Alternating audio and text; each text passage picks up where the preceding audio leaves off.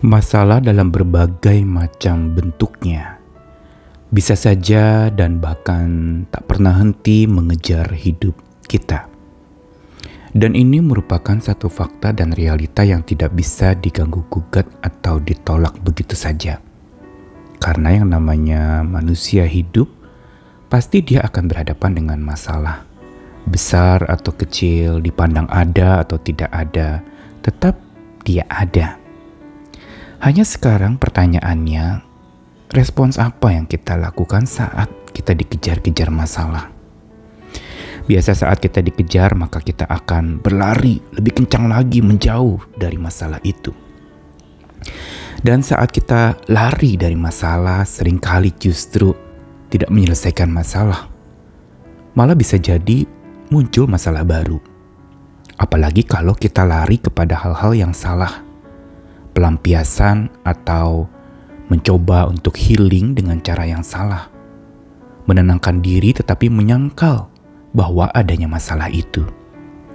Padahal sesungguhnya dan seharusnya saat kita healing atau memulihkan diri kita, bukan kita lari dari masalah tetapi sejenak kita menjauh dari masalah itu untuk kemudian menghadapinya kelak. Ini adalah hal yang paling sehat. Begitu pula di dalam kehidupan setiap kita. Maka kita perlu belajar dan bijak kepada siapa kita berlari dan kepada siapa kita bersandar. Dalam perjalanan ziarah kemarin ke Yordania dan di tempat sebuah kota tua yang sangat terkenal, bahkan termasuk di dalam 7 keajaiban dunia, yaitu Petra, saya menemukan satu sisi dari batu-batu yang ada ditelusuri di tempat itu. Ada sebuah figur gambar seperti kaki manusia yang sedang bersandar di sebuah batu. Kaki itu menandakan dia berpijak di atas batu yang kuat, tetapi dia juga bersandar seperti berlindung di balik batu yang kuat itu. Saya memang kurang paham itu kaki siapa atau gambaran apa. Tetapi inspirasi yang saya dapat ketika melihatnya, saya langsung mengingat apa yang Tuhan katakan tentang Allah sebagai gunung batu. Atau di dalam bahasa Ibrani digunakan kata tsur, T-S-U-R dibacanya tsur, yang sama artinya dengan Petra. Gunung batu atau batu yang kokoh atau tebing batu. Saya Nikolas Kurniawan menemani lagi di dalam Sabda Tuhan hari ini dari 2 Samuel pasal 22 ayat yang ke-2 sampai ke-3, 7 sampai 8 dan 47 sampai 49. Ia atau Daud berkata, "Ya Tuhan, bukit batuku, kubu pertahananku dan penyelamatku, Allahku gunung batuku, tempat aku berlindung, perisaiku, tanduk keselamatanku, kota bentengku, tempat pelarianku, juru selamatku. Engkau menyelamatkan aku dari kekerasan. Ketika aku dalam kesesakan, aku berseru kepada Tuhan, kepada Allahku aku berseru, dan Ia mendengar suaraku dari bait-Nya. Teriakku minta tolong masuk ke telinganya.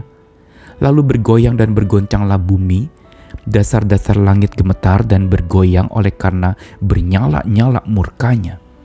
Tuhan hidup, terpujilah gunung batuku dan ditinggikanlah kiranya Allah gunung batu keselamatanku. Allah yang telah mengadakan pembalasan bagiku, yang telah membawa bangsa-bangsa ke bawah kuasaku, dan yang telah membebaskan aku daripada musuhku. Dan Engkau telah meninggikan aku mengatasi mereka yang bangkit melawan aku. Engkau telah melepaskan aku dari para penindas." Ungkapan di dalam 2 Samuel pasal 22 tadi, Daud katakan setelah dia dikejar oleh Saul dan dia selamat. Nyawanya terancam pada saat itu. Dan dalam pengejaran itu dia menjadi begitu takut karena Saul mengejarnya untuk membunuhnya.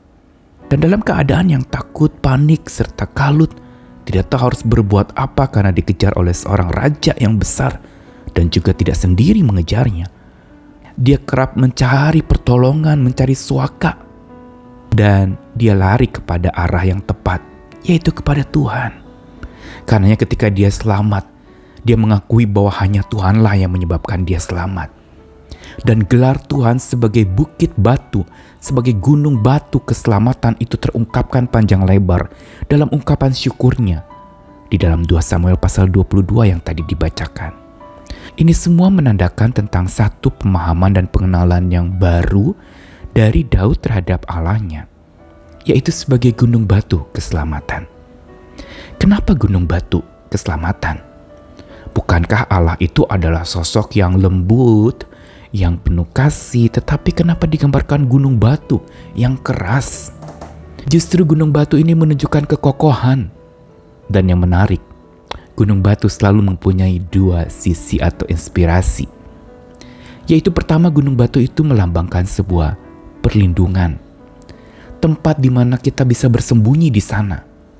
Tempat di mana kita memang lari dari masalah, tetapi kita bersembunyi di tempat sembunyi yang tepat, yaitu bersama dengan Allah yang melindungi kita.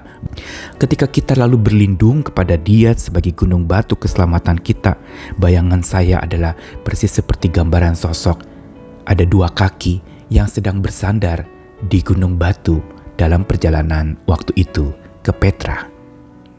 Dan ini menegaskan kepada kita bahwa memang Dialah yang patut disandari. Dia tempat berlindung di mana kita bisa sembunyi dan di baliknya kita selamat. Kita dinaungi, kita dilindungi olehnya.